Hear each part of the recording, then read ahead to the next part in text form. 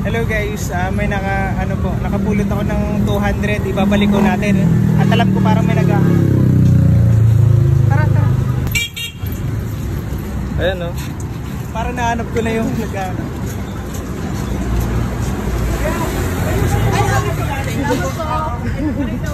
Tapos nagdipon-dipon ko kasi yung bigas ko. Opo, nag-iintay kami sa naghahanap. Salamat po. Salamat niya. Ingatan niyo yung tira niyo. Gawin mo na kayo sa vlog. Left side dyan, mantalo magkami. Kakulot vlog. Anong pangalan mo? Anong pangalan niya? Emmanuel Tugaya po. Ha? Emmanuel Tugaya po. Emmanuel Tugaya? Tugaya po.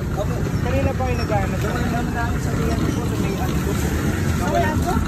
Wala na po sa kamating. Magka-200, tama. Ang layo na. Ganito ako nangyari. Di ba naglalakad kami? Tapos bigla na naglalakad pera. Tapos ipinulot ko. Siyempre, ang dami nagdadaanan. Tapos tumigil kami dito. Inisay naman namin kami ng pera. Tapos kami maghahanap. Nakita ko kayo naghahanap. Malayo ng 4. Malayo ng 4.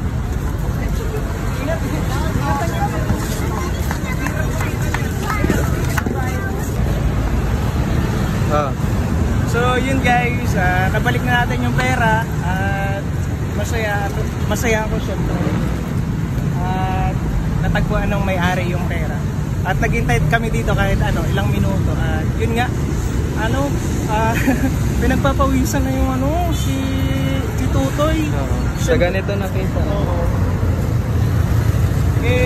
Parang natatakot yata siya na baka mawala ng pera. Gawa ng, alam nyo na, di ba, baka pagalitan siya ng mama niya. Yun. So, masaya ako Kakulot Vlog na nakatulong ako sa kapwa natin. And yun, kapag may nakapulot kayo ng ng pera, ibalik nyo.